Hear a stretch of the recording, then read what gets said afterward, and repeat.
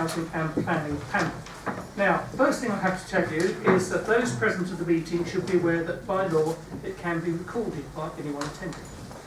As it happens, it will be recorded by the council tonight. This means that anybody who does not wish to be recorded should move out of the way so the camera can't see them.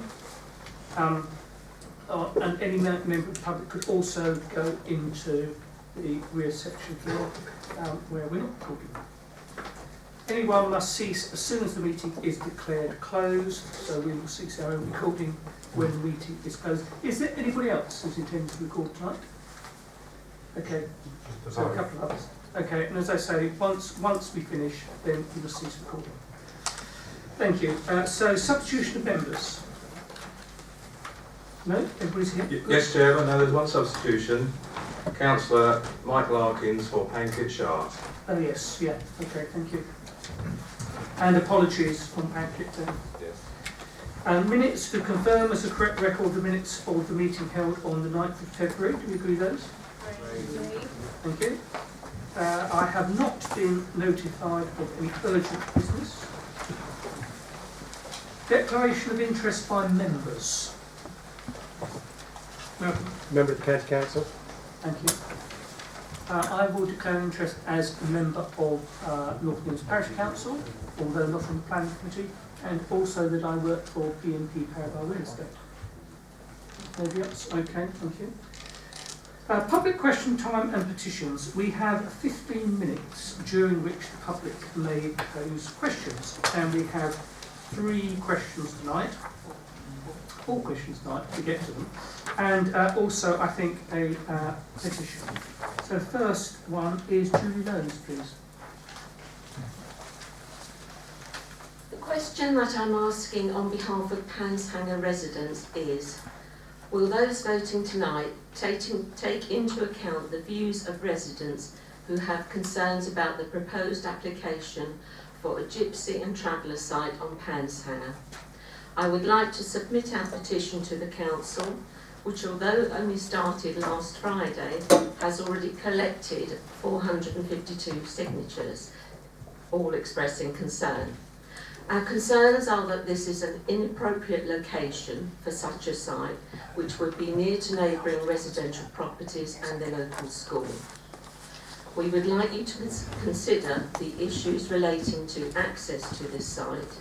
There will be an increase in traffic flow, which will include commercial vehicles, plant and machinery. The carrying of refuse, the burning of rubbish and large animals kept within the housing estate is inappropriate. Another concern is that this site can only be achieved by the removal of hedgerows. Hedgerows are important to biodiversity and also provide an important foraging habitat for protected species. We also have concerns regarding the relationship of the proposed site to the surrounding community. There will be no improvement to community cohesion because the gypsies and travellers have no affinity to Panshanger. On the Welling Hatfield Needs Assessment Document 2016, paragraph 8.6, 19 traveller households on the waiting list responded that a pitch on Holwell was their first choice. So gypsy and travellers' needs are not being taken into account either. Most concerning is that very few people on Panshanger are aware of this proposal. The consultation has closed without residents being made aware that a gypsy and traveller site was being proposed. Thank you. Would you like to handle petitioning? Thank you. In order for the plan to be found sound, provision needs to be made to house all our community. Gypsy and traveller provision on this site has been subject to consultation on 3 previous occasions. Firstly, in the Emerging Core Strategy 2012 draft policy CS15 set out a requirement for 15 pitches. Representations to the draft policy were received from the local community. Subsequently, in 2013, the Council carried out a call for sites, and a number of sites were promoted for gypsy and traveller development, including land that forms part of this site. All the sites promoted were assessed for their suitability, availability and deliverability, and the report has been available on the Council's website since 2014. Secondly, the local plan consultation in 2015 highlighted that gypsy and traveller pitch provision would form part of the delivery of this site. Representations to the draft policy were received from the local community. Thirdly, the draft local plan proposed submission 2016, the reduced requirement for 6 pitches for 6 households was set out in Table 6 and in Policy SP 18. Consultation statements set out how comments received at each stage of plan preparation have been taken into account. The waiting list for a pitch on the Holwell site or any other site or public sites in Hertfordshire cannot be met unless additional site provision is made. The waiting list also forms only part of the assessed need. Like any residential development, gypsy and traveller pitches need to be located close to services and facilities such as schools. If provision is not made at the strategic development site on a proportionate basis to the scale of the overall development, then there will be a significant shortfall in provision and the plan will be likely to be found unsound. There are no other suitable alternative sites. The exact position of the 6 pitches has not yet been determined, and this will be explored as part of the master planning process. Thank you.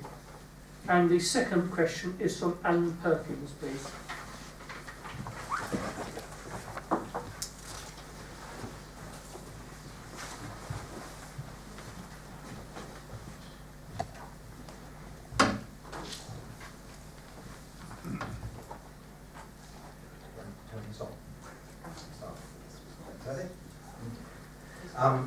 Thank you. My name is Alan Perkins. I'm a chartered surveyor specialising in property development and planning, and I'm an owner of the sites known as BRP1 and BRP12 in Brooklands Park. Section 20 of the Planning and Compulsory Purchase Act 2004 requires that a local planning authority must not submit a local plan for examination unless it is ready for independent examination. To be ready, the local plan must be compliant with the Planning and Compulsory Purchase Act and regulations, and most importantly, it must be sound. To knowingly submit a plan which is not sound would be unlawful. Taken as a whole, the National Planning Policy Framework sets out the meaning of sustainable development in both plan making and decision taking. The test of soundness is explained in the overarching paragraph 182. This is not a menu to pick and choose from. It must be positively prepared, justified, effective and consistent with national policy. This Council is fully aware that the proposed submission local plan does not meet any of these 4 tests. The following is a list of some but not all of the reasons why the local plan is not sound. The Council is not meeting or even seeking to meet its objectively assessed housing need as required by paragraphs 14 and 47 of the National Planning Policy Framework. This is admitted by the Council at paragraph 410 of today's officer report at item 7 of the agenda. The Council does not have a 5-year housing supply as required by paragraph 47 of the National Planning Policy Framework. The Council does not have any flexibility in its housing supply as required by paragraph 14 of the National Planning Policy Framework. The Council is failing to identify or allocate specific deliverable sites to meet its housing requirements as required by paragraph 47. The Council is rejecting sites which it has found suitable, available and achievable in highly sustainable locations for what appear to be political rather than planning reasons. The Council's housing trajectory is delaying the delivery of housing to the back end of its planned period, including sites which are not developable sites as defined by footnote 12 to paragraph 47 of the National Planning Policy Framework. This includes Hatfield 1, which is SDS 5, and Simons Hyde, SDS 6, both of which should be removed from the local plan until the Council can provide evidence of suitability and deliverability. The Council is seeking to use a perceived lack of primary school capacity in the large excluded villages, particularly Brookmans Park and Welham Green, as a reason for not allocating sites which it has found suitable, available and achievable in the most sustainable locations in the borough. However, this council is now fully aware that its assessment of primary school capacity based on a generic county-wide pupil yield is wrong. The council is required by paragraph 182 of the National Planning Policy Framework to positively and objectively assess its infrastructure needs, and by paragraph 158 to base its local plan on the most adequate, up-to-date and relevant evidence. It is presently refusing to do this. The council's most senior and influential members appear to have controlled the preparation of this local plan at every stage, with the central objective to not develop any significant new housing in Brookmans Park, whilst caring little for the rest of the borough, as witnessed by the allocation of sites at Panshanger and Simonshide, which are comparatively or totally unsuitable, particularly when compared to the highly sustainable large villages to the south of the borough. The Good Councillor's Guide, Code of Conduct, says at section 5, you should act objectively, impartially, fairly, on merit, and represent the whole community, not just those in your own ward. The council is now suggesting an early review of the local plan. This is not to satisfy the government's requirement to keep the plan up to date, but because the council is aware that the submission local plan is not sound.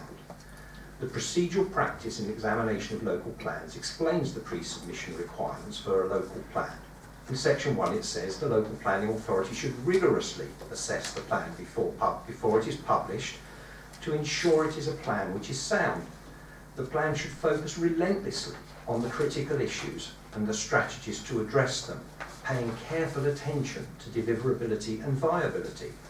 This approach may raise uncomfortable questions, but the whole point of the plan is to address the critical issues as far as possible. And the planning authority must comply with the Planning and Compulsory Purchase Act 2004, specifically that it should not submit a plan until it is ready for examination. And local planning authorities are urged to complete a rigorous and objective assessment of their plan in order to satisfy themselves with the legal requirements of section 20 of the Planning and Compulsory Purchase Act 2004. This council has been formally and regularly notified of important decisions in respect of local plans which have been found unsound.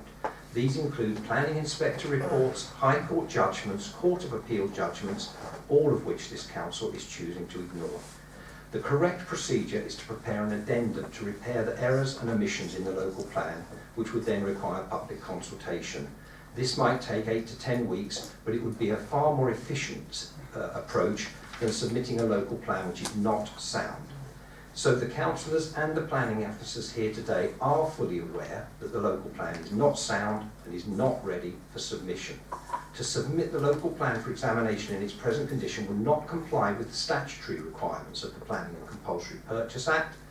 As such, the submission of the plan will be unlawful and will expose the council to the risk of legal challenge and costs. It is important for members to recognise that a decision to submit the local plan is not a discretionary decision. It is a statutory decision. In the light of the information I have conveyed to the Cabinet Housing and Planning panel this evening, would the elected members here today please confirm to the community that they will personally pay the additional cost that might be incurred by this council if it decides today to recommend the submission of a local plan for examination which it knows or should know is unlawful. Thank you. Thank you. I'll answer your question, which was in your last paragraph. The officer's report considers each of the tests of soundness in turn and considers that the local plan is capable of being found sound in its current form. This is a matter that members are being asked to consider tonight, and ultimately this is a question which will be addressed by the Inspector. The Audit Commission Act 1998 surcharge, which was the mechanism by which councillors could once be surcharged,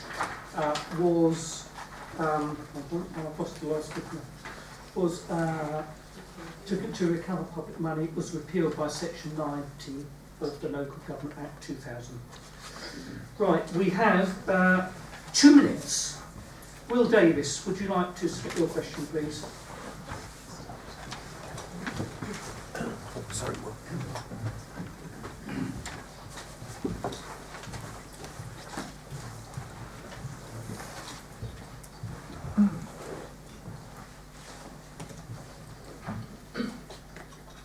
Good evening. Could I just say to you, if you just read your question, which is the last paragraph, I can probably answer it. If you read the whole lot, I won't be able to. Well, it's not in context if I only read the Okay, last paragraph. okay. The local plan is now almost 3 years behind schedule according to the council's own timeline set out in 2012.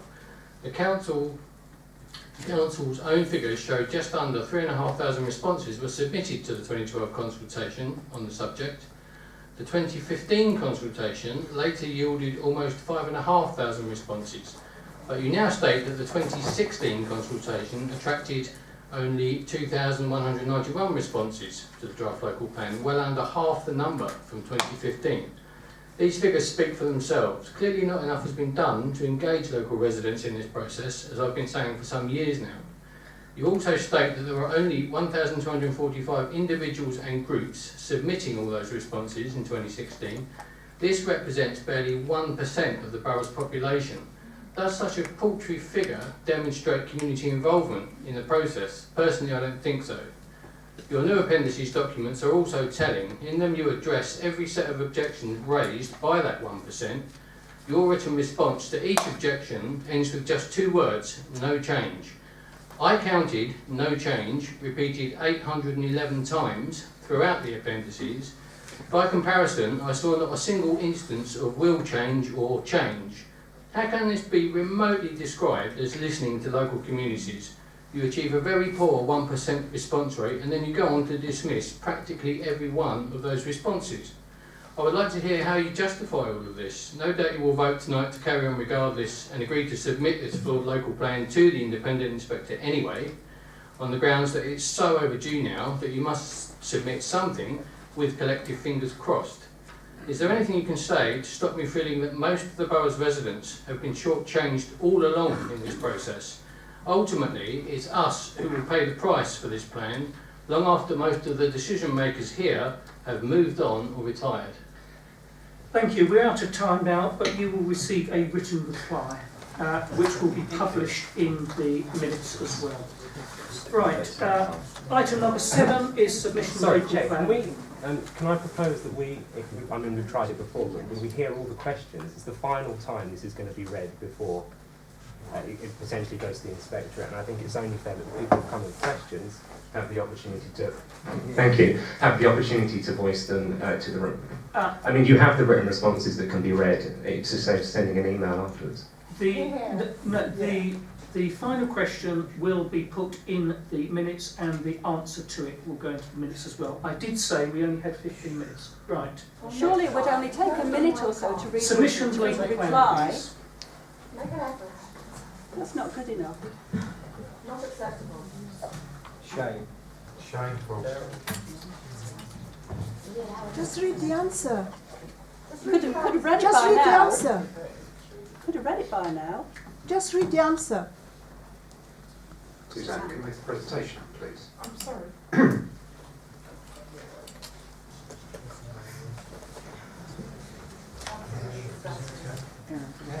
Thank you, Chair.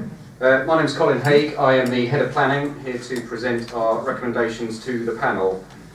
If you can turn to the first slide, please. As you will be aware, the UK has a plan-led planning system and the Council has a duty to prepare a local plan. The plan we have prepared for you covers the period 2013 to 2032 and it contains a strategic vision, site allocations and development management policies that can be used to determine planning applications over that period. And it's accompanied by a policies map that shows the allocations and the designations. It's also supported by a sustainability appraisal and an infrastructure delivery plan. And once adopted, the planning applications that we receive must be determined in accordance with local plan policies unless material considerations indicate otherwise. Now, in order to be found sound and adopted, the local plan must first pass legal tests It must be in accordance with the local development scheme. It must have been carried out in accordance with our statement of community involvement. It must follow local planning regulations set out by the government. It must have been subject to a sustainability appraisal and a habitats regulations assessment, and it must have followed the duty to cooperate details set out in the National Planning Policy Framework. And our report sets out our thoughts on all of those issues, so I won't go into those in detail. If it passes the legal tests, if the inspector feels it passed the legal tests, then it will be subject to full examination of the soundness tests, and that it is positively prepared, it is justified, it is effective, and it is consistent with the National Planning Policy Framework. Now you will see in our report that we prepared that the Council over the last decade or more has carried out a large number of consultation exercises in the forms of documents, exhibitions and other easy to read material, leaflets and non-technical summaries. The proposed submission consultation that took place last year received over 3,000 representations to the draft plan, the policies map and the other documents that were published alongside that. Now the majority of those representations consider that the plan meets the legal tests. There are some who consider that the plan has failed the duty to cooperate test, but the only one of those that is a duty to cooperate body with whom we must cooperate is St Albans Council, and they have subsequently indicated that they're willing to work with us to resolve their concerns. Some respondents consider that newly added sites to the plan at the last round of consultation were not consulted on properly. Some consider that the sustainability appraisal and assessments have not been properly prepared, but please note that none of those are statutory consultees to those documents. The majority of respondents consider that the plan is unsound in some way and propose that changes be made. And you will note that in the material as part of this report, there are 505 pages of those main issues and the Council's proposed responses and changes to them. Now the proposed changes that have been provided to us include comments such as the housing target is too high, the housing target is too low, the Council should seek to maximise use of brownfield land and protect the green belt. There are calls that sites should be removed. There are calls that sites should be added. There is the assertion that too much reliance is placed on some of the strategic sites we've identified. There are suggestions that towns are taking too much and hence more should go to the villages, and vice versa, that the villages are taking too much and more should go to the towns. And we've also received a detailed amount of evidence on sites that weren't included in the document, and their landowners have been working to prepare additional evidence. They include Walmer Green, Welling, Stanborough, Hatton, Welland Green and Brookmans Park. What you will note, given that, although that is a summary, there is a full documentation setting out all of them, it would be impossible to respond positively to all of those. It is not possible to find a solution that will keep everyone happy, and our job is to try and find the way forward through all of those representations. Now, we've also carried out some new evidence. When we presented the draft plan to you in 2016, the target of 12,000 homes was selected, whereas the objective need was acknowledged to be higher at that time. We have updated the strategic housing market assessment in light of new household projections, and it is indicating that our housing need has risen even further. We've done that because we are keeping an eye on the examination processes of other local authorities in Hertfordshire, and the first question asked of Stevenage was, what are your latest household projections and what has that done to your objective need? However, we believe it remains the case that there are significant infrastructure reasons and greenbelt issues that stand in the way of building more than 12,000 houses at this point. We've also updated our economy study to reflect housing need and what impact that will have on the homes and jobs balance. Hertfordshire as a whole has carried out a water study which has indicated that the utility provision of water is satisfactory during the planned period, and as I said, there has been other evidence submitted as part of consultation representations that we've considered. Now, some of the key infrastructure issues that have been raised include Herts County Council as the Highways Authority observe that mitigation schemes associated with development will help to relieve congestion as a result of development, but longer term solutions still need to be found to some of the key junctions. They've also indicated that primary and secondary school provision is a key reason for not being able to select some sites or meet objective housing need. And the officer reports indicates that some of the site promoters have done further work to try and address these issues, and we've looked at those as part of our recommendations tonight. The County Council, as the education authority, has advised that any further development we wish to select would necessitate the need for an extra secondary school, and the two options they've identified are either creating a much bigger school than currently proposed on Hat 1, Stanbury, to the northwest of Hatfield, or identifying a third secondary school in a location that they have yet to identify a site for. As a result of all of the above, and the information you have in more detail in the paperwork we prepared for you, the Council has two options. It can choose to make minor modifications that don't alter the intent of the plan, so spelling and grammatical mistakes, factual errors and points of clarification, or it does have the option of making main modifications, which might include the removal of sites, the addition of sites, amendments to greenbelt boundaries, changing to the housing target, substantial changes to other policies.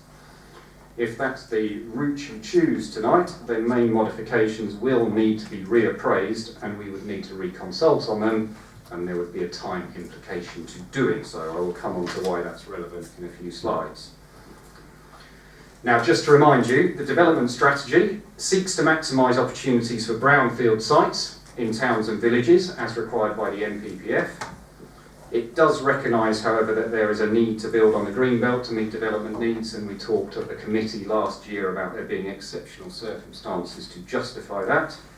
We have therefore identified urban extensions and recognise that they are capable of providing associated infrastructure and facilities, and we've also selected sites to deliver a more limited amount of growth in and around their villages that we believe protects their character and identity.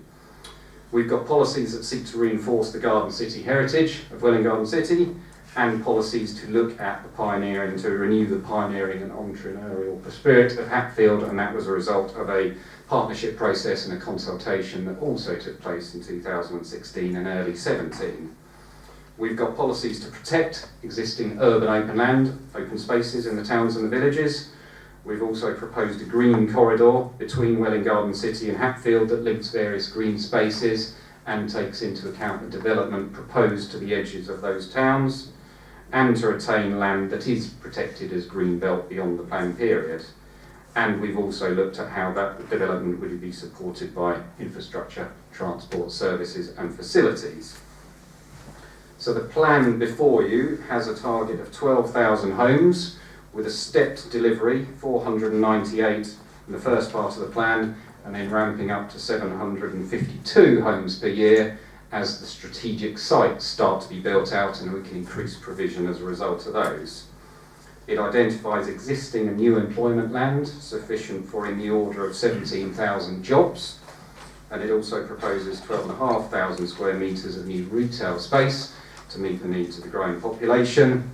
And it then allocates the strategic sites you see listed on the presentation: Broadwater Road West, also known as the former Shredded Wheat site, Hat 1, Stanbury, Simonside Village, Penzance Aerodrome, Birchill Garden Suburb and Marshmore Business Park. Now, just to remind you, councillors, if you agree tonight, the documents that would be submitted to the Secretary of State, and he would then pass on to an independent inspector, are the submission local plan itself, the policies map and the infrastructure delivery plan, the sustainability appraisal and the habitats regulation assessment that have looked at that plan, a summary of the main issues and proposed responses, which you have before you tonight, a schedule of minor modifications, which you also have before you tonight, a statement of consultation, that work we carried out that I indicated earlier over the last decade and events, a statement of duty to cooperate, that summarises all the engagement we've had with duty to cooperate bodies and joining authorities, a copy of all the consultation representations, and a copy of all the evidence studies that have informed the plan up to this point. It's worth highlighting some of the risks, both for and against the decision you are being asked to make. The government published its white paper last month, and that reinforces the importance that council should have an up-to-date local plan. It expects local authorities to meet their housing needs. It proposes, but doesn't yet set out exactly what it be, a standardised methodology for calculating housing need that uses the subnational population projections, and that will be imposed on authorities that don't have an up-to-date local plan. It proposes a housing delivery test to hold local authorities accountable for housing delivery in partner with landowners and developers, and it sets out potential actions and consequences if those targets are not achieved, and it states that local plans should seek to be reviewed at least every 5 years. Now, the other risks of the process are there is a potential risk that once submitted the plan fails the duty to cooperate test or any of the other legal tests, and there is a chance it fails to pass the soundness test if it goes through the full examination process. The lack of an up-to-date local plan means that a borough would not have a 5-year housing land supply. That increases the risk of rogue planning applications being submitted, and either the council has to decide to approve them or it refuses them, and there is a risk of them being won on appeal. There is a risk that development will take place without the supporting infrastructure that we planned for. And there's a risk that some enforcement actions would be unsuccessful because we failed to provide sufficiently, and therefore an appeal inspector may judge that development should not be enforced against or should otherwise be allowed to remain. There is a possibility during the examination that the inspector will consider it necessary to propose main modifications, and he or she may well advise us to reappraise those options and then reconsult on them before the plan can be adopted. And recent experience from other examinations indicate that most inspectors do seek some main modifications to be made to find the plan sound. Now, the timetable is we are here tonight, 16th of March. If this is agreed to proceed, then it would go to Cabinet on the 4th of April and then go to full council on the 10th of April. And we anticipate submitting it in late April or early May on that basis. From that point onwards, the timetable is out of our hands. It would go to the Secretary of State, and then it's for him to ask the Planning Inspectorate to appoint an inspector, and that inspector would contact us to set out a timetable from then on. As best as we can anticipate, that could mean public examination taking place this summer and into the autumn, and the inspector's report could be received by the end of the year, and we would therefore be in a position to adopt in early 2018. As a result of that, our recommendations are that the panel recommends to Cabinet and full council that the plan and the other documents be submitted with the minor modifications we've proposed to the Secretary of State, and that the panel also recommends to Cabinet and full council that the head of planning, in consultation with the executive director for planning and the executive member for planning, be given delegated powers to continue to seek to reach duty to cooperation agreements with adjoining authorities and other bodies. That is because duty to cooperate can carry on up until the point of submission to resolve any outstanding issues. That there is delegated authority for the same to add, amend and delete items from the schedule of minor modifications as a result of meetings that take place as part of duty to cooperate. That the same are given delegated authority to, at the end of that process, prepare and submit a statement of duty to cooperate, and that the same are also given delegated authority to present the plan at the examination in public and liaise with the inspector as appropriate in order to secure the best outcome for the borough, with a recognition that there will be regular feedback to this panel on the process taking place to make sure you're aware of proceedings. Thank you. Okay, thank you very much. And that, in a nutshell, is what the officers have spent several years putting together in a very large document. And I think the views of the people sitting here today reflect the difficulty that the officers have had, because amongst the public here we've got developers, we've got landowners, we've got people who want more houses, we've got people who want less houses, we've got people who don't want houses near where they live, and other people who do want houses near where they live. So the difficulties which are encompassed in the document are the difficulties which the whole borough faces. Councillors, questions, comments?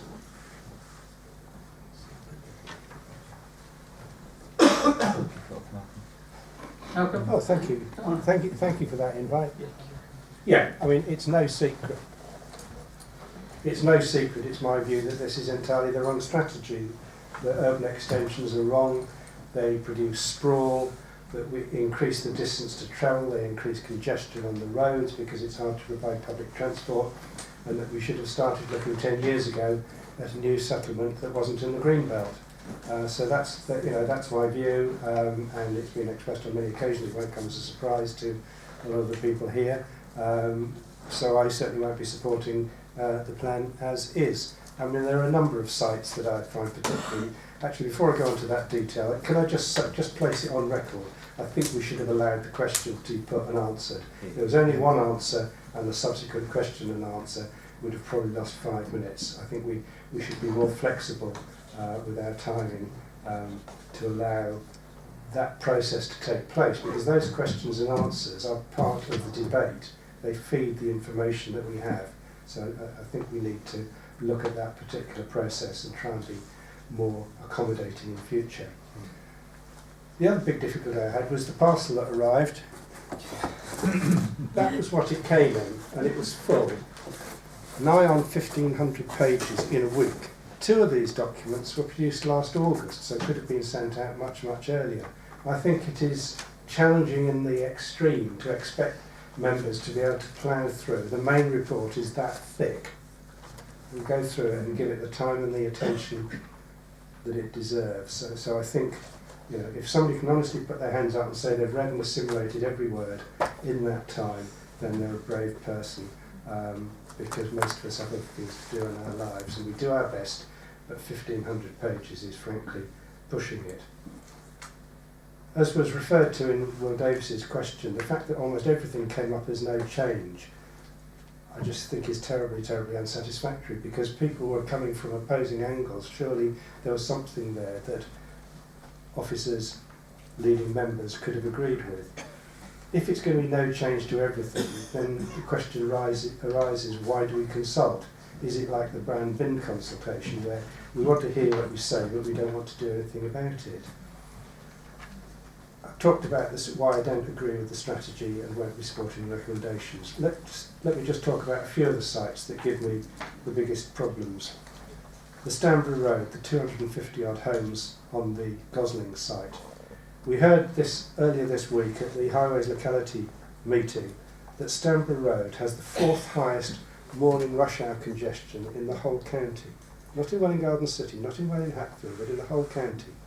Not only do those 250 homes threaten that to increase that congestion, so does Hat 1. That does as well, and that is a massive development. There's also the issue of the pressure on places at Applecroft School. A highly desirable school to send children to.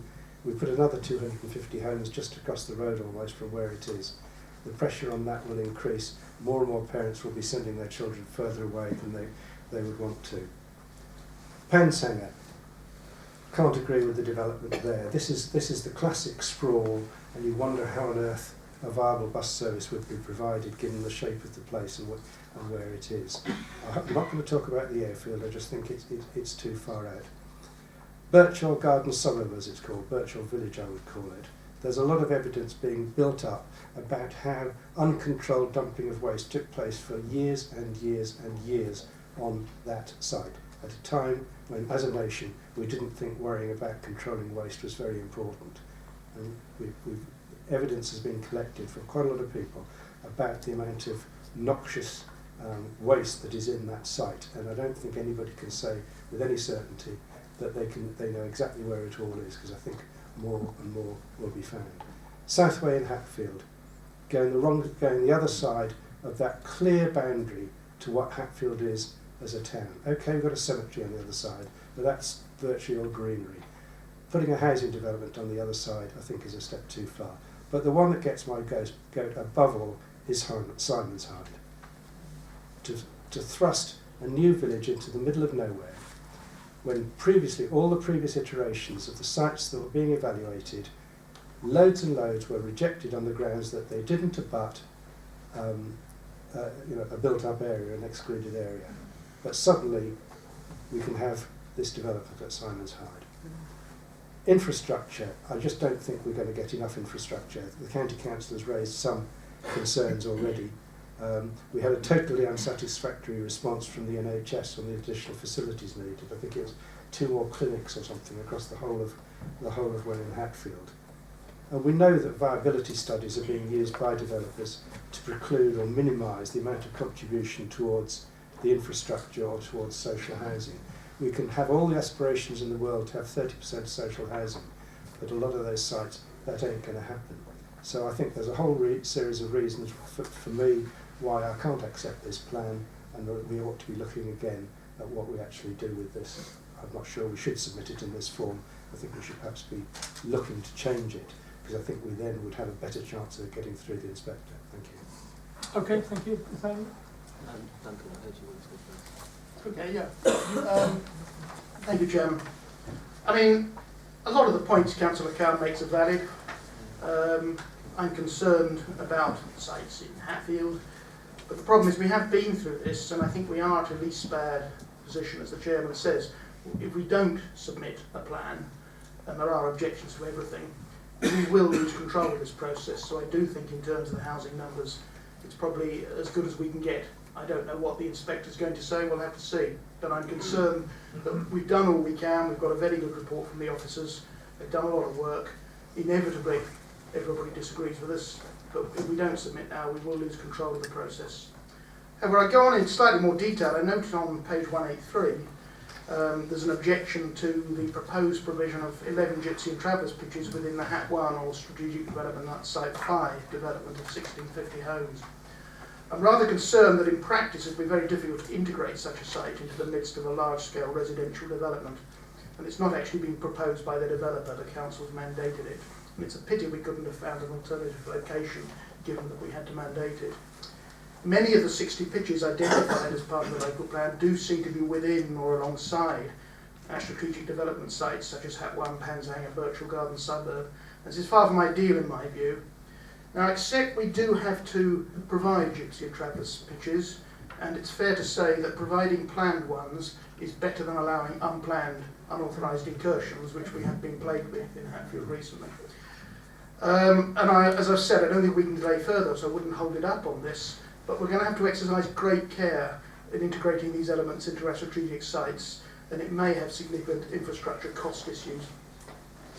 So that was my concern, but I think, you know, accepting what Councillor Cowan says, I think, you know, it is a pity that we go through these consultations, but in the end we get arrows coming from both sides and have to keep a steady course.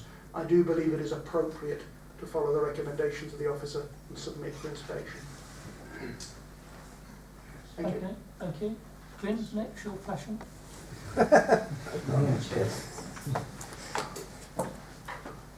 Thank you, Chair. I would like to start by thanking the members of the public for all their responses, their consultation responses they put in. There's an awful lot. And reading through, it's quite telling that most of them are not what you would call emotional. There are actually some sound-based arguments for why we shouldn't put in this local plan, or changes they would wish to propose. And it's quite nice to be able to read that, like I say, on the whole, none of it has come as an emotional response, which is quite nice.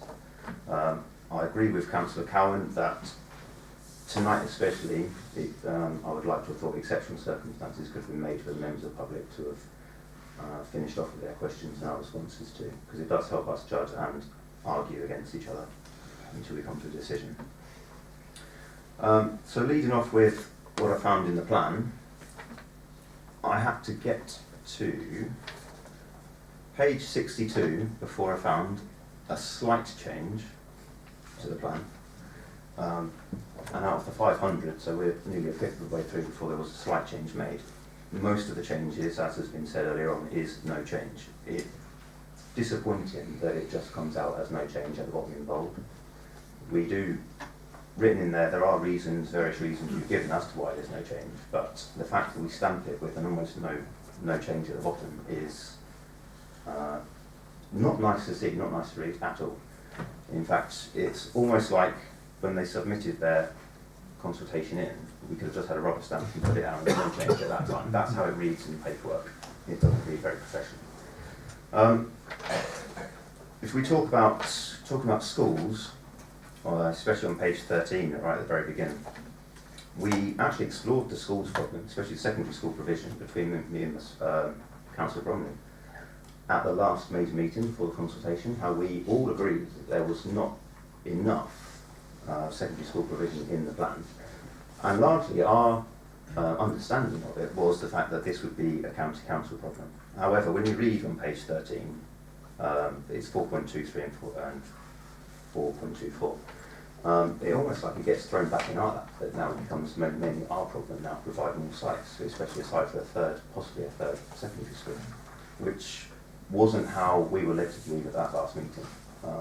At the last meeting it was very much, that's a county problem, not going to be our problem.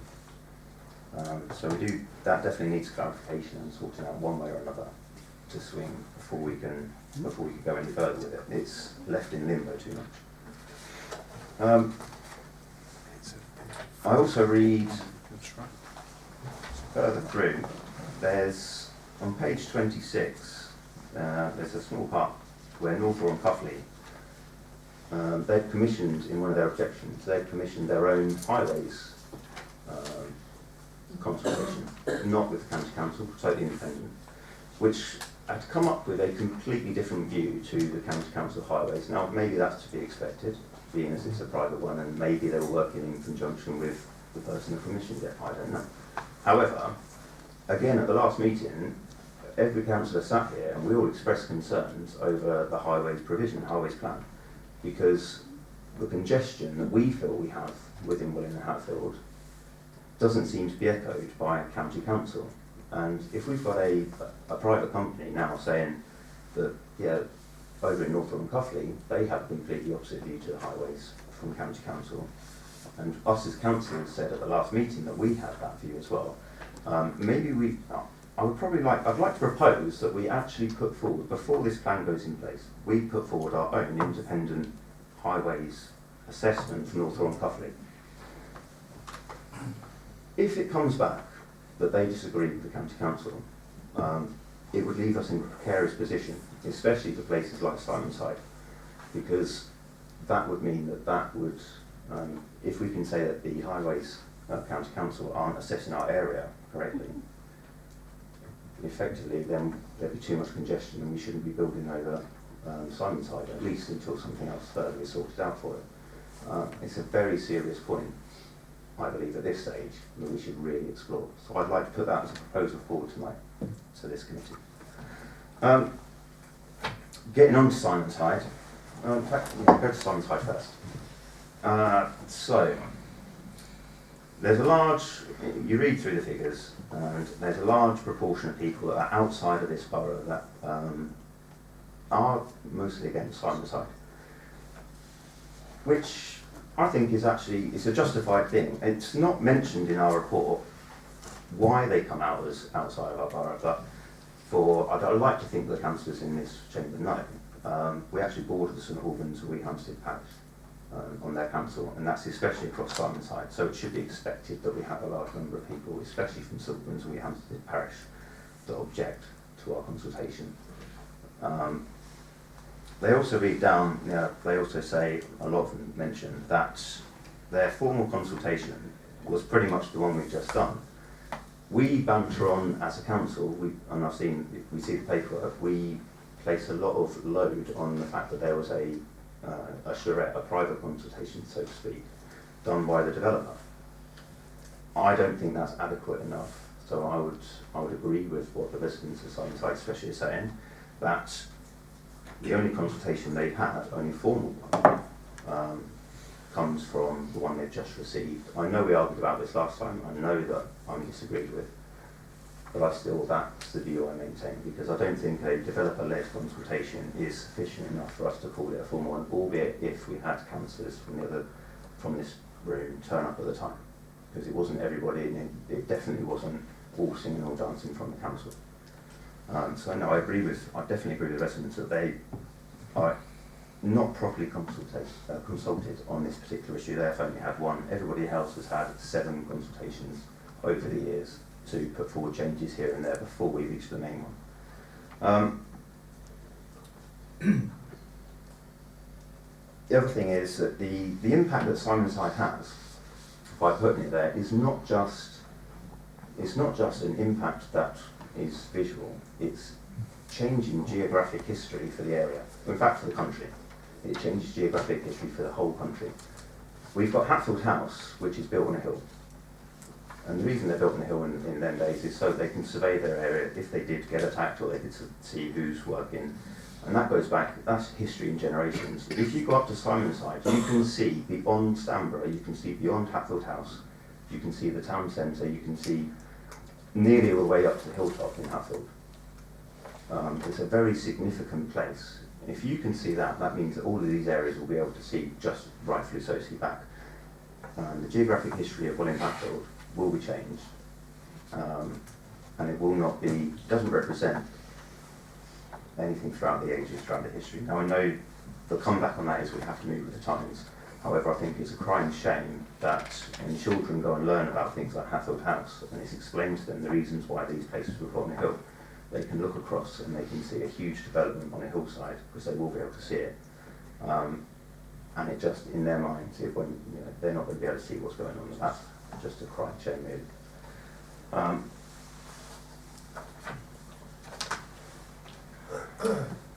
Yeah, so Pansanger Airfield. I noticed in the draft local plan proposed submission that it's written in there on page 149 in 14.32. You rattle on about Pansanger Airfield, and it's appropriate the site be released for development now. However, the site will be configured in such a way that the opportunity remains for the relocation of the grass runway to be provided on the Greenbelt land. At our last meeting, we voted and we agreed that the runway, although it be relocated, would be kept, full stop. That was the word. And you, Councillor Bolton, you actually double-checked the wording with Councillor Perkins when that was put out. So it's not the opportunity doesn't remain. We actually voted that that runway would stay, albeit be moved. So that's a new point that we have already voted on. I think for now, that'll be all right for now. I'll let some people Okay, speak. before we go on to Helen, can I just ask about the transport and the assessments around coupling? Shall I respond Yes. to that?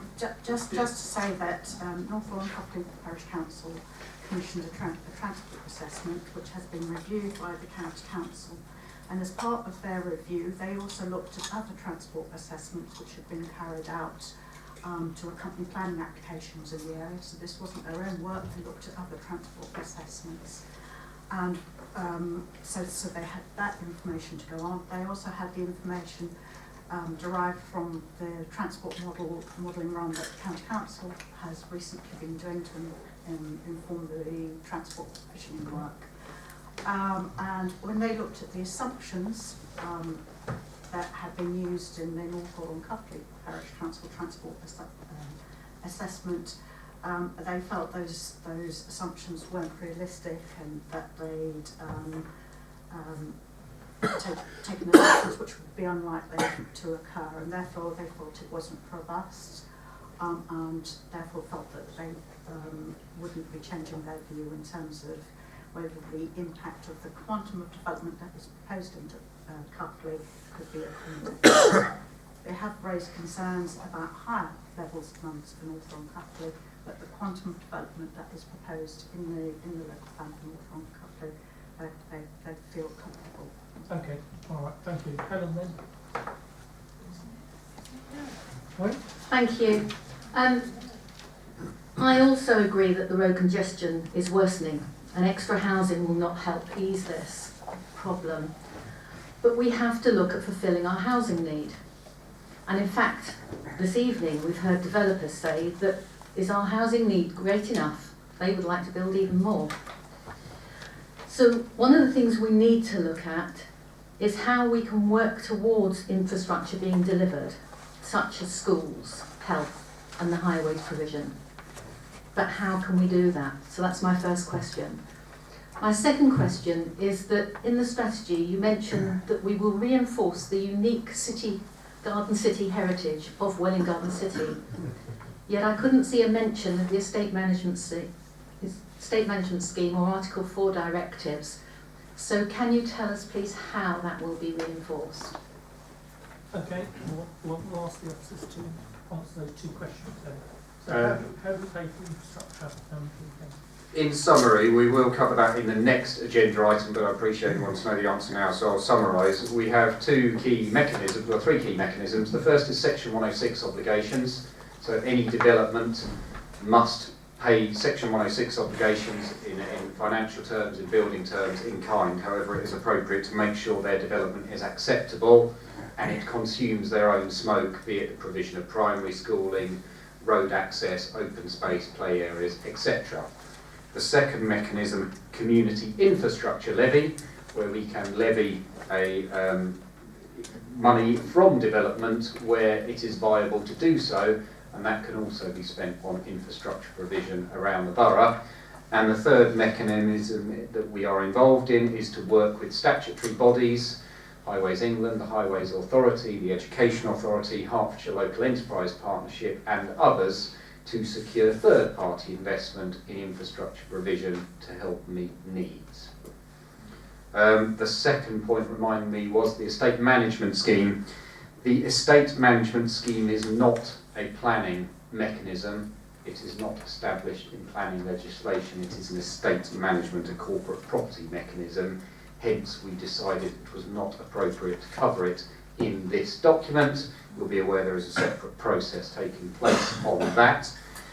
We do have policies in the document to ensure that development that is proposed and agreed in Welwyn Garden City seeks to reflect Garden City principles, whether that be the original principles or whether that be an acknowledgement that there will need to be a modern interpretation of principles, and the planning application in for the shredded wheat site, for example, is looking to do so in a new way. So we have those policies to take those issues into account whenever we're determining applications and making other decisions for the town. Thank you. Okay, thank you. Hi, I'd like to speak with regard specifically to an issue that's been raised by a lot of my residents. I'm from Baldwin's Ward, but a lot of people within that area have raised issues with the local plan in general, and specifically with regards to the proposed Gypsy and Traveller site in the sort of Hillyfields area.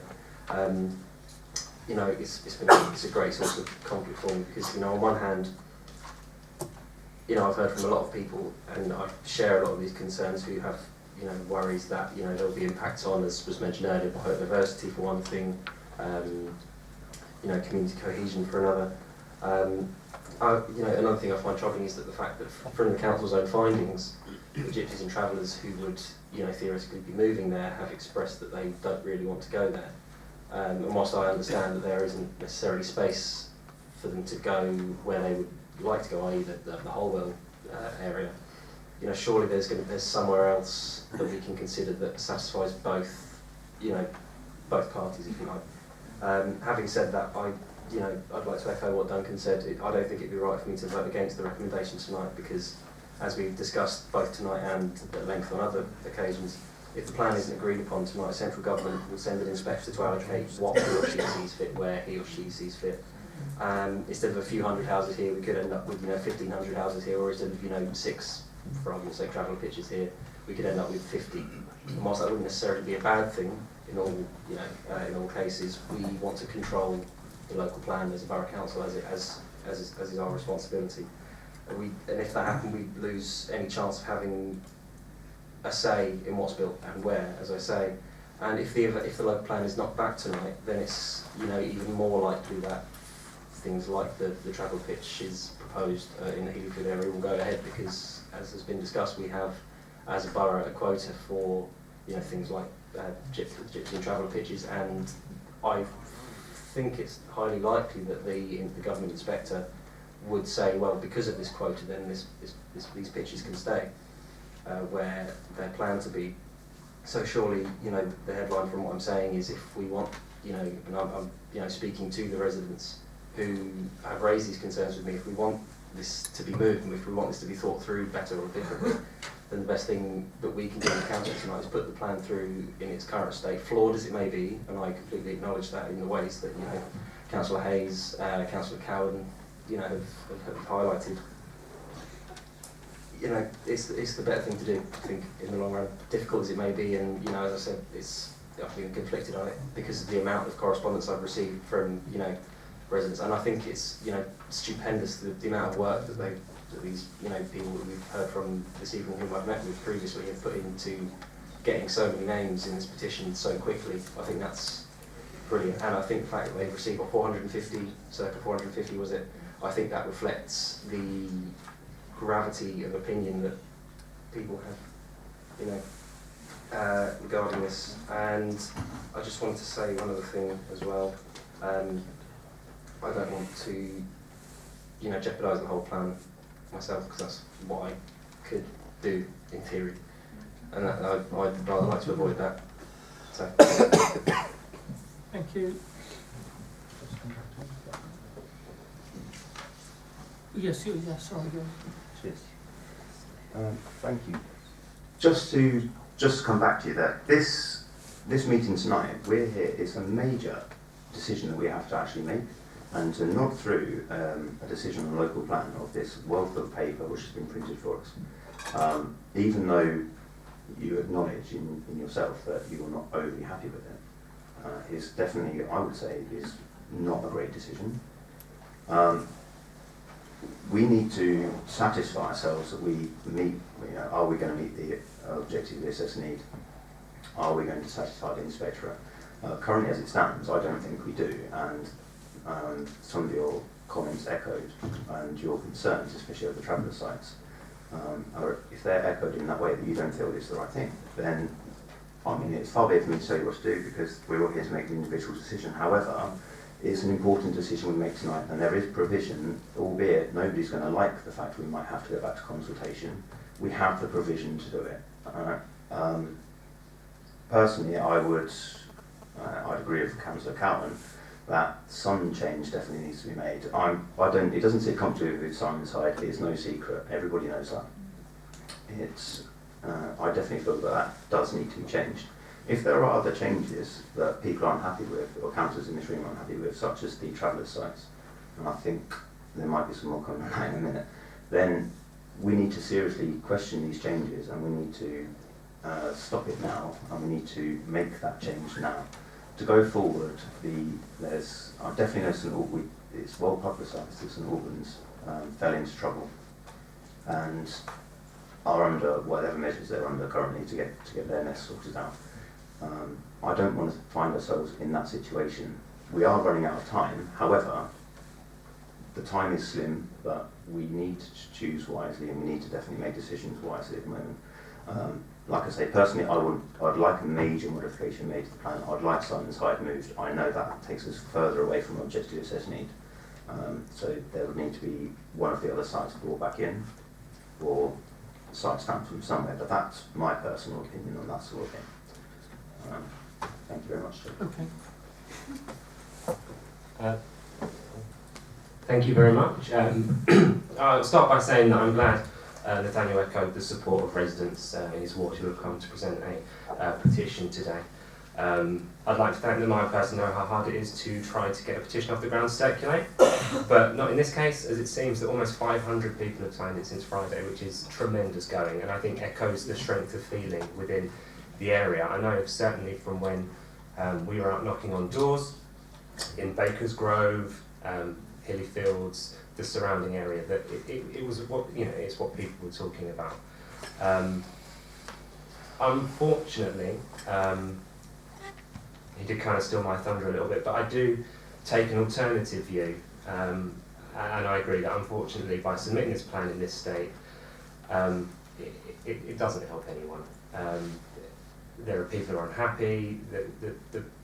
The travellers who have been asked and who took part in the survey who wanted to move to the pitch, they're not happy with it being in Panshanger, and you know, the residents aren't. And this isn't this isn't a comment on the traveller sites or a case of NIMBYism. There are genuine concerns which have been which have been stated by the residents here today.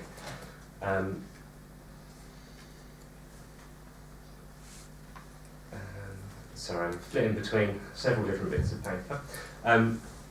While we're talking about traveller sites, I will just mention Birchall Garden Suburb and something that how I understand it recently, that we have a traveller pitch there within our boundary, but it is my understanding that the pitch allocation there also goes towards meeting East Hart's need for accommodating travellers.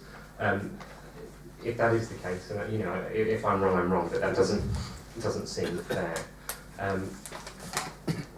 If well, I don't have to, but on page 29, there is the Welland Hatfield in 2032, the future vision. Correct me if I'm wrong, Mandy, but I thought you backed me on this one last time. There is some wording at the bottom about creating a Hatfield town centre of which the people of Hatfield can feel proud of. I thought we'd agreed that would be changed, as it does come off slightly patronising to the people of Hatfield. It's a very small change in the grand scheme of things, but on a consistency level, I think that would be that we should continue to change that. Also, I am sorry that people didn't get to ask their questions, but we usually get copies of questions in advance, but we haven't had that this evening unless I've missed it, and I just wondered why that would be, because at least then we could have the context in which to at least bring up maybe some of the concerns or twine them into our answers.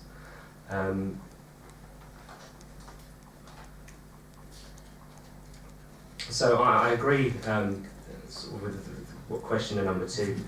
Sorry, I forget your name. About certain elements of this plan being, or at least seeming as if they are ideologically or politically driven. In my view, this isn't a plan for residents. It's a plan that, certainly where housing is concerned, opens up the Welland Hatfield for London. And in my mind, it's not we're not, the risk isn't meeting the housing need, it's a risk of not meeting social housing need. And we haven't seen any attempt here to up the number of social or at least affordable housing, just leaving the arbitrary 30%, which, if can be proven not to be viable, can be whittled down by the developer. I just think, the plan completely ignores those that are trapped in high rents or stuck on the housing needs register, because the majority of these properties will not be open to those audiences. It was just the last election that one of the candidates from the other side described one of the new Hollybush houses as affordable, and they start at £430,000. I can't afford that. I think regarding Simon's side, Glyn really said it all, as did Malcolm. It's there are major concerns, and I'm not going to step over that ground again. With regards to the delegating of authority to make decisions, this is nothing personal against the head of planning, but I don't feel comfortable with the concept, especially with a plan like this, to delegate authority to amend the plan. Especially given the strength of feeling in the room and the wider community. I feel much more comfortable, and I get that we would be kept in the loop, but I would feel much more comfortable with the ability, much like planning, that if a change is being proposed by the planning team, that we could call it into this panel to give it the oversight it deserves. I don't think it's right to delegate that responsibility away from this panel. Let me just check. No, I think, yes, no, I've covered. Okay, thank you. Nathaniel, no? Who's flashing? No, that's meant to be off, but I can't put it off. That's off, is it? Duncan. Yeah. Okay. It'll reply to one point that Councillor Holloway made. We and Councillor Hayes, I can't remember which one, about we're not nodding this through. Some of us, you know, I've been on CHPP since I started as a councillor, so it's been a fairly long, bruising process. I think what I'd say is that inevitably, could we be 100% happy? No, we'd much rather have fewer homes, we'd much rather leave our green belt intact. But I think we have to be responsible because we're not free agents here. The government, the legislation means that we do have to leave no stone unturned in meeting our housing target as far as possible, and only under exceptional circumstances could we say, no, we're not going to build here, there and everywhere. So I think we've got, after a lot of work by the officers, the least bad solution. And I do you, that may not sound very glamorous, least bad, but I think it is, and I think it's the one that serves our borough best. I have expressed concern over the safety of travellers, but there I think the answer is to work on integration, because they've got to go somewhere, poor things. So, yeah, I mean, just to reiterate, that's why I'm supporting it, really. Okay, thank you. Mandy? Thank you, Chairman. Before I say what I want to say, perhaps I can just respond to some of the comments that have been made by the councillors. I apologise, they're not necessarily going to be in any cohesive order, or particularly in any order that they've been raised, just where I've got them on the piece of paper. As far as Max is concerned, yes, I do remember the issue of Hatfield Town Centre, because it was the difference between Hatfield Town Centre and Welwyn Garden City. So I'm more than happy for such a minor amendment to be made without a problem. And actually, I will just, on that part of it, his comments about delegation of, and it is only very minor things like that that we are talking about delegation of. It's mistakes, it's spelling errors, it's where the wrong reference has been made, and we're not talking about actually changing the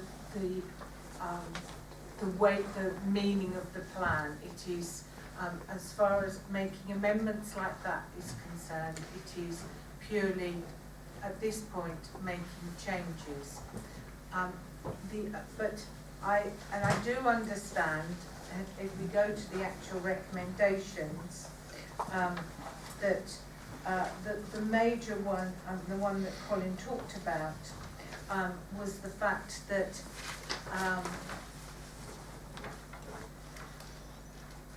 that reporting back to this panel, recommendation 2.5, it would report back to this panel, but that there needs to be some form of delegation for decisions to be made at the local plan examination, because those decisions will have to be made on a daily basis, and it would be inconceivable, obviously, to come back to this. Virtual garden suburb, where it was talked about the Gypsy and Travellers on that site meeting the need of both us and East Herts.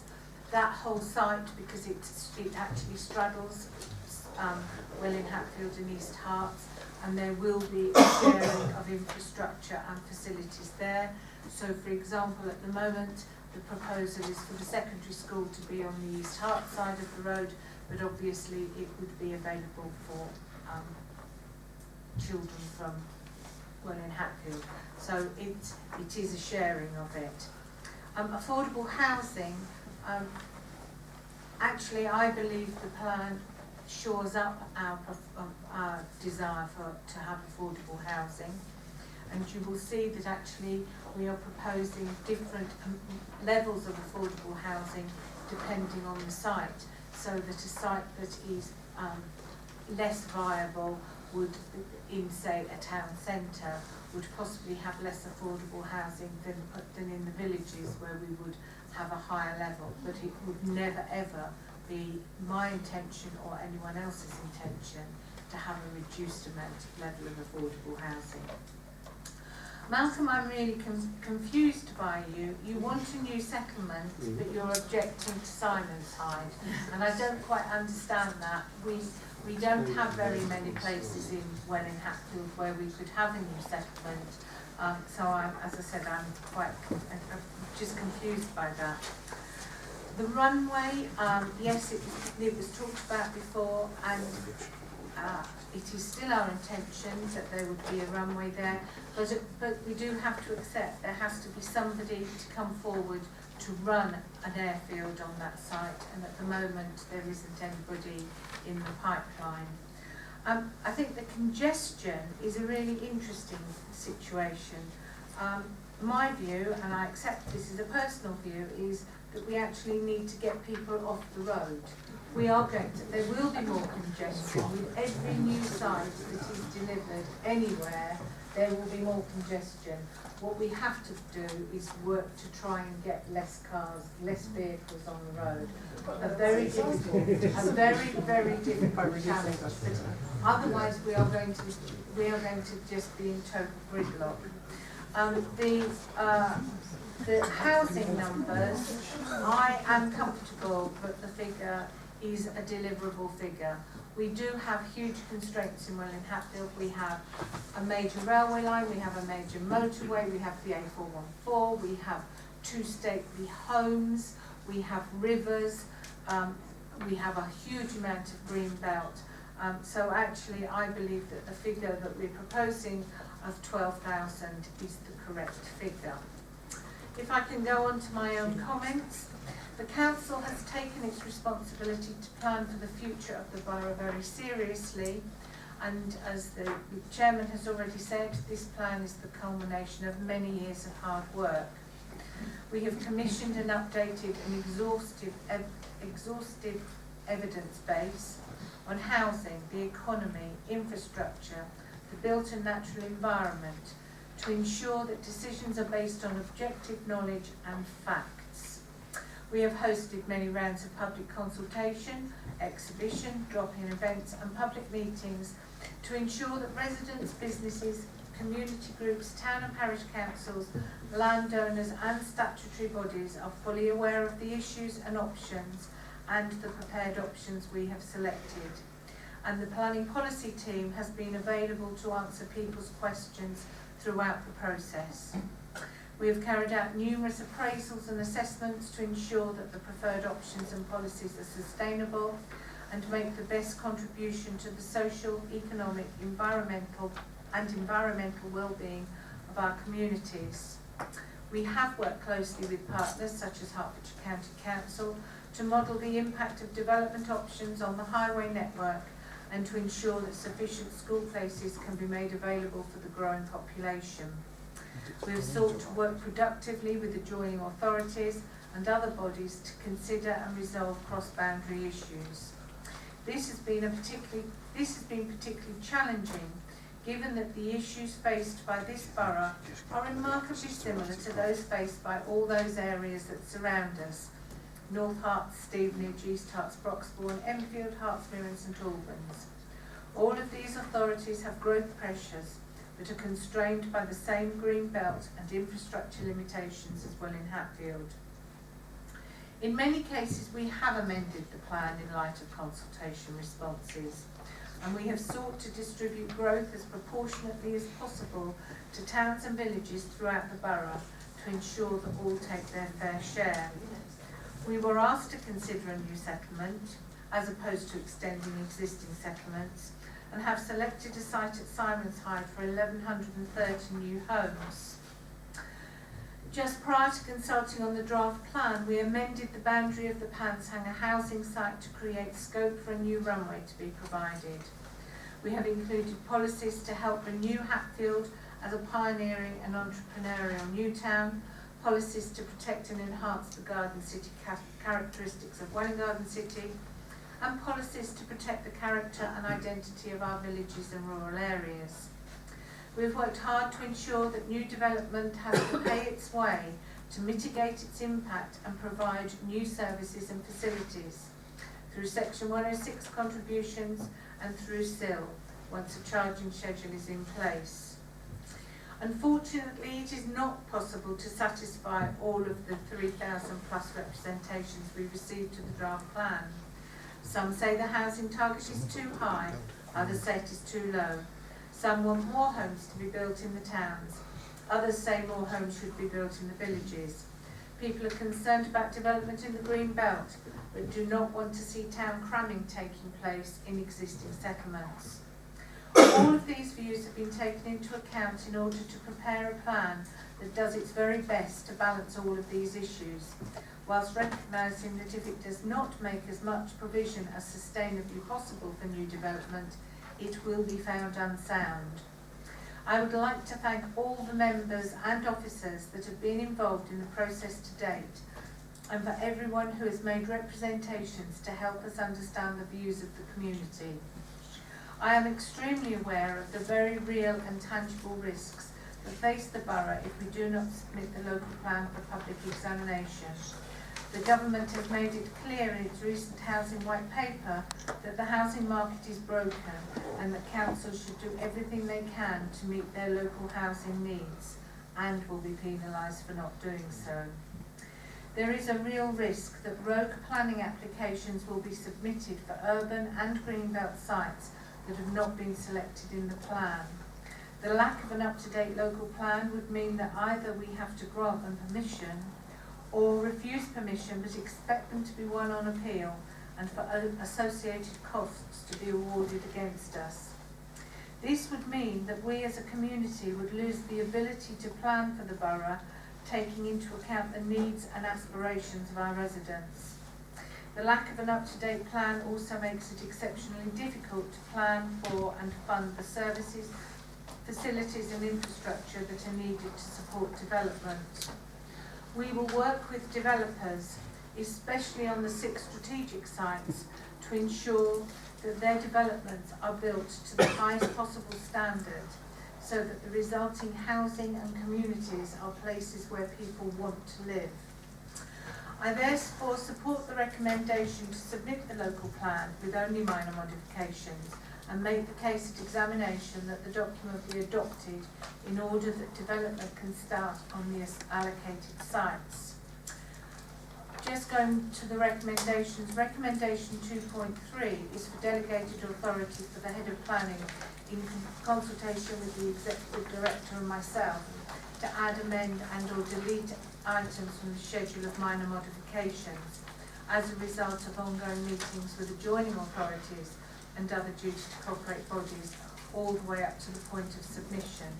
I would like to propose that this recommendation be expanded so that minor, and I reiterate, minor modifications can also be made to live documents such as the infrastructure delivery plan as a result of ongoing duty to cooperate meetings with bodies such as Herts County Council as Highway and Education Authority. In all cases, I will ensure that there be regular reporting back to this panel on the outcome of ongoing duty to cooperate meetings. And my very last point is, it was unfortunate that one of the questions tonight, or one of the statements tonight was so long. It was not possible to answer the 3rd question or have the 4th question put and answered. And I wish to suggest that Will Davis and the other question be automatically sent to be asked and answered at council, and they be put at the front of the running order so that there's no question. Sorry, excuse the pun. There's no question that they're not asked. Thank you, Mandy. I'll take that as a proposal as well. And I agree with that. Those questions that we couldn't answer today, if you would like to put them again at the full council meeting, they will be taken of the first 2 questions, so they will get an airing and be answered. Yes. Thank you, Chair. Just to come back to Councillor Perkins, especially on the important issue of the traffic and the highways. And I love your idea that we should get everybody off the roads. However, I didn't say everybody. the reality is, and I should probably declare it, especially to the members of the public that are here, I do work for a bus company. The reality is, the county council has cut the funding to the bus services. We are in a situation where the private bus companies are struggling to pick enough footfall passengers up to make it viable to run most routes. In Hatfield especially, there's been a major route which for the most part has somehow managed to be retained in the short term under private ownership, but it will, I should imagine, eventually that will dwindle because the footfall numbers are just not great enough. If the county council, by their own admission, aren't putting the funding into it, and we're looking at our plan, and we know that the traffic's terrible, and we know we're not going to do anything. I can pretty much guarantee we're not going to put any money into the bus companies in the local area because that would be unheard of. So what, on a viable plan, and I think we should perhaps spend just a moment to discuss it, because I've running out of ideas as to what we're going to do. We are faced, if we put this plan through, we are faced with an absolute chaos in traffic in the local area, which spreads across the whole of the borough. We all, deep down, we've all echoed it at some point or other in this as a panel. Absolutely every councillor has pretty much echoed that. And I think it does deserve some serious consideration because we seemingly are running ourselves out of ideas. The county council will not provide the money. We're obviously not going to provide any money, or we might do if you propose it. I don't know. I would like to see it done. However, I digress. We need to have some viable idea at least in place, but because I don't think any of us are personally satisfied that moving forward the plan is sound on the highways. Thank you, Chair. Thank you. Malcolm? Thank you. Yeah, just coming back to Mandy's question, when I say a new settlement, I mean a new town, a garden city. I don't count Simonshyde as being one of those. When Ebenezer Howard had his ideas for garden cities, it's not a coincidence that both Letchworth and Welwyn Garden City were put on main railway lines. That's a pretty basic point, that people can move around and move considerable distances without having to jump into a car for every journey. Indeed, when Welwyn Garden City was founded, there were 3 lines through the town, to the west, to the east, and the north-south line. So, you know, putting one in the middle of the countryside is the complete antithesis of this. And indeed, when the charrette was held about 4 or 5 years ago by Andres Duaney, he looked at 5 possibilities for development, and New Garden City was the number one. It was the most sustainable. It was the one that he said we should be pursuing. But that's the one that the council, and I do notice in the small print, it says we'll start looking at it in 2026. Well, if we'd started looking at it in 2006, we might be in a better place than we are now. I have said, before, and I've said it today, and other members have said they're extraordinarily unhappy with Simonshyde, and I'm very unhappy with Penzang, and I propose we take both of those out and we look for alternative sites. So my proposal is remove Penzang and Simonshyde from the plan. I'll second that. Thank you. Thank you. We will vote on that.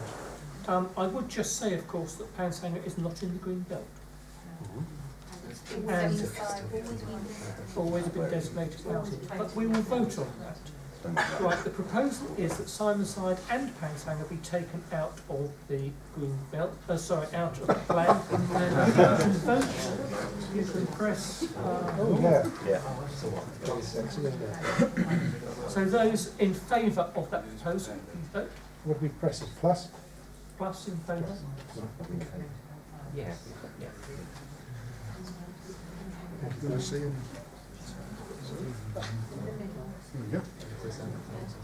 Thank you. Those against, please vote now. Close. They're thinking about it. Or not. Okay, so that fails. Can we move? Yes, ma'am. Titles on the screen, Chair. Thank you, Chairman. I just a couple of things. I agree with you, Glenn. We have got to. I mean, the issue about public transport has got to be addressed. And one of the ways it could be addressed is through Section 106 and SIL levies, and therefore I think we do need to do something. I'm not suggesting that we should do this now, but in the past this council did used to pay £55,000 a year to unremunerative bus as an unremunerative bus subsidy. So I had a tooth out this week and it's difficult to talk. But I don't think it's. I don't think that's You've got a reaction there. but I don't think that's ever going to happen again. But I will. But I still say we and the county council and all other associated people bodies need to try and address the issue, because it doesn't matter whether you take out sites in Welwyn Hatfield because of congestion. There will still be congestion from sites in our neighbouring authorities who come through Welwyn Hatfield. So we need it's something that needs to be addressed holistically within the county. And I still go back to Malcolm's comment. Unless we built a new town in Hatfield in Hatfield Park, there is nowhere in Welwyn Hatfield where you could build a new town on the railway line. Where did that come from, Mandy? I did have a proposal. Right. I did have a proposal. Go on. I did propose earlier on that we, about the highways, do our own survey up in Norfolk and Cuffley, which coincides. I know it was spoken about, but I did actually put that forward as a proposal. I thought we had dealt with that. But okay, if you want to have a second to your proposal as well. Okay. Sorry, Councillor. Do you want to just read out your proposal then? The proposal is? Proposal is to put our own highways assessment in for Norfolk and Cuffley, independent of the County Council. And should the results come back that coincide with the private assessment, then we should disregard the other highways assessments of the area and possibly redo our own completely for all the other sites, including Simonside, obviously. Okay, well, that's been seconded. Right, all those in favour of that proposal, please vote on your machines.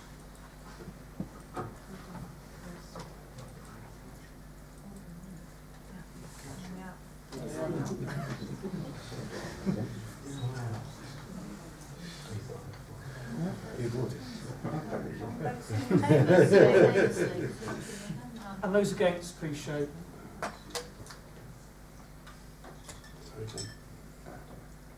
Okay, that fails as well. Right. Now, Mandy proposed that the plan be adopted. May I have a second of that, please? Duncan. Right. So now would you vote, please, on whether you wish to adopt the plan? No. With my amendment. Submit the plan. Sorry, yes. With my amendment to Amendment 2. Okay. Those in favour, please vote. Thank you. Are you voting? It's not flashed up yet. Get some new technology. This is all technology. Impressive, eh?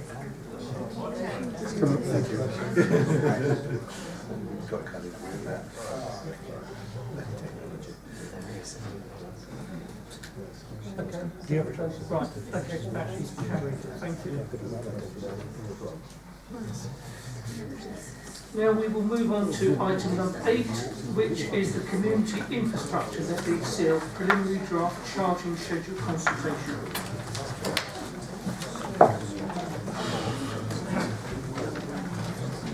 Could we take 3 minutes? Maybe we'll go 3 minutes. Okay, 3 minute break. Thank you.